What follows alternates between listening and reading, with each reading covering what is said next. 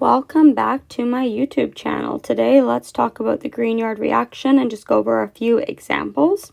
I will cover the theory behind the Grignard reaction in a separate video, so just hold on and let's go through some questions. So, question number 1. We got some reagent.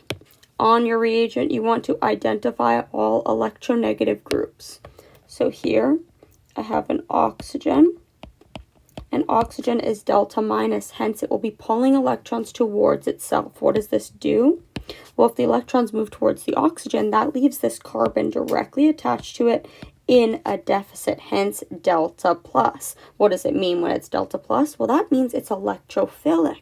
Hence, things that are nucleophilic can go and attack it.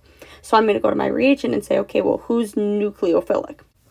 So let's look at this guy. We have a CH3 MgBr. Whenever you have MgBr and a carbon, you forget about it.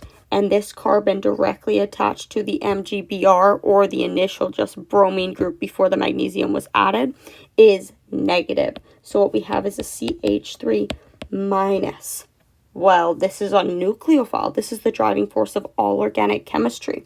Because to be a nucleophile, you must have electrons. That is the currency in this course. So if this is my nucleophile minus, where a nucleophile means nucleus loving, well, what's the nucleus? The nucleus is positively charged. Hence, this minus charge wants to find the positively charged thing. Who is that? Oh, well, that's the delta plus carbon that we identified. 2 in, 2 up. Drawing our product. Nothing changed. The ring is the same. We still have 1 bond to an oxygen. Hence, the 2 electrons initially in that carbon-oxygen bond flicked up onto the oxygen.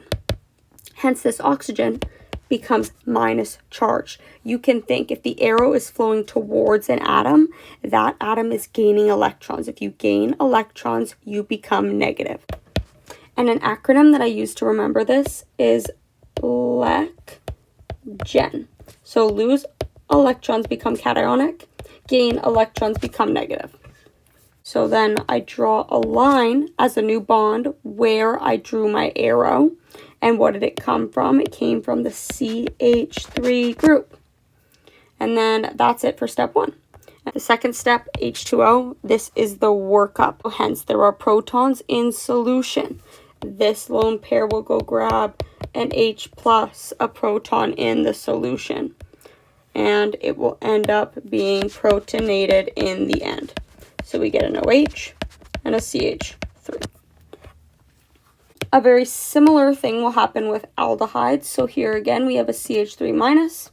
We have that delta plus carbon, the delta minus oxygen, that dipole where the electrons are moving towards the oxygen. 2 in, 2 up. Where once again, these 2 electrons, because each bond is made up of 2 electrons, where each atom contributes 1, flicks up onto that oxygen.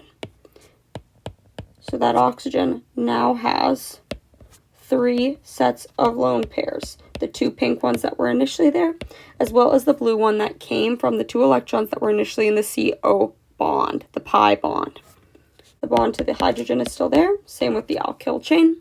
But now we have made a new bond to the CH3 group. And then this becomes O minus. But after workup, all that happens is that this group becomes protonated. And it goes back to a neutral state. That is it. That is all. Hopefully this makes sense. This was a bit shorter of a video, just an example. Let me know if this helps.